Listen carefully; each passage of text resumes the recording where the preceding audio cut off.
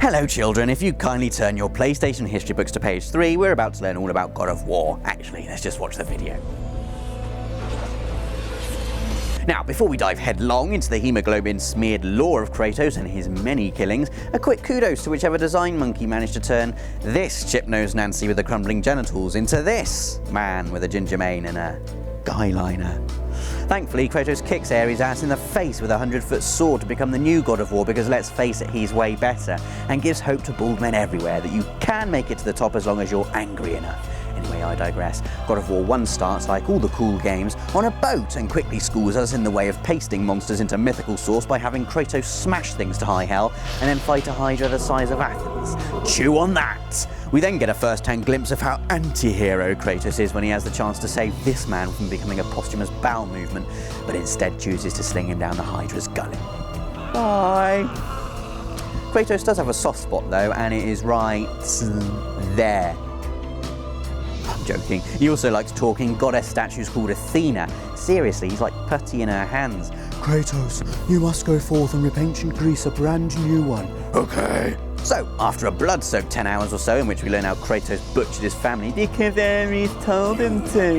Yeah, if he told you to climb up a giant spike pillar, would you do that too? Kratos walks off the fact that he dies and meets the man from the Hydra's mouth again. Hi!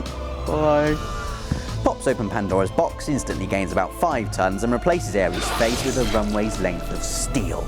So we're back where we started. Kratos is the God of War and sitting pretty on a massive throne in Mount Olympus, where he lives happily ever after for a bit, before getting bored with the fact he has to watch all the battles now instead of joining in. Besides, all the other deities used to laugh and call him names and wouldn't let poor Kratos join in any deity games, so with a big old shout and swirl of godly anger, Kratos smacks up an enormous statue before getting all his power drained by a magic eagle, conveniently ripping him of all the upgrades you earned over the last 10 hours and chucking Kratos back to square one.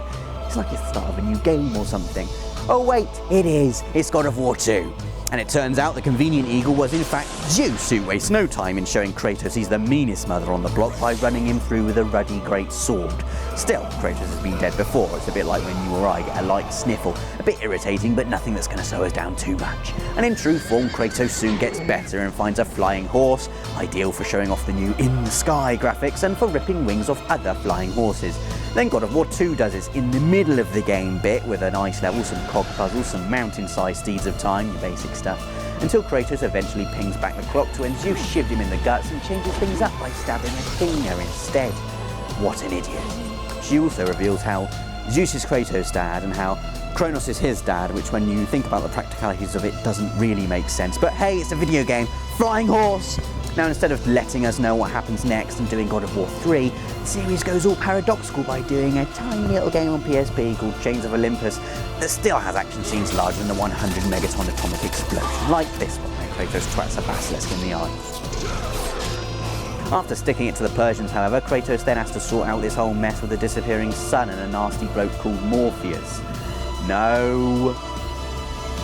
And anyway, what a rubbish plan, especially if you're going to outsource it to Underworld Queen Persephone. Look, she's rubbish. Anyway, Kratos finishes her off like a piece of piss and chucks all his worries onto Atlas's shoulders, literally all of them, and then celebrates the fact that God of War 3 is coming next, finally, by whizzing round and round in a fire chariot. Yes! So the series leaps onto the next generation of PlayStation with a titanic scrap against one of the cool gods, Poseidon, which culminates in a QTE game of divine peekaboo. Where's the deity? There he is! Oh.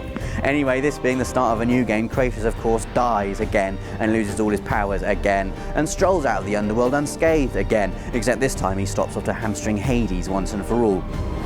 What follows is a procession of high-profile god killings, including Hercules, who gets beaten to a grizzled pulp with his own gloves, man-mounting Kronos, who loses his nail in what has to be one of the goriest mutilations in the history of God of War, sorry Grandad, and finally Helios, slowly, neck tendon snappily. What was the bloody point of Chains of Olympus? The game of course finishes with a big showdown with God Monarch and Thunderbolt enthusiast Zeus, who challenges Kratos to a game of Street Fighter first, before getting down to the real nitty-gritty of stabbing each other's heads in, which by now Kratos is really good at, and he wins.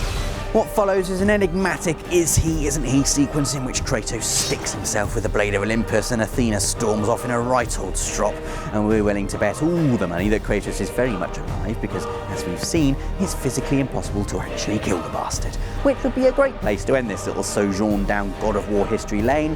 But then Kratos goes and has a second fling with PSP in bromance-themed prequel Ghost of Sparta, in which our follically challenged anti-hero duffs up Thanatos, the god of death, to free his brother Deimos from eternal torment. And Deimos dies. And the game ends with Kratos all broody on his throne again. He's waiting for March 15th, that's why. Because then he gets to do this, and this, and this in God of War Ascension. It's a date, Kratos. It's a date.